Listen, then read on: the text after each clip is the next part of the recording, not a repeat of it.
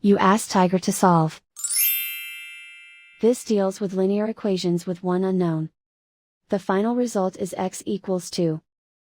Let's solve it step by step. Simplify the expression. Find the greatest common factor of the numerator and denominator. Factor out and cancel the greatest common factor. Isolate the x.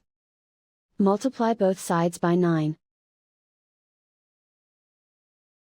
Group like terms. Multiply the coefficients. Simplify the fraction. Multiply the fractions. Simplify the arithmetic. And so the final result is x equals 2.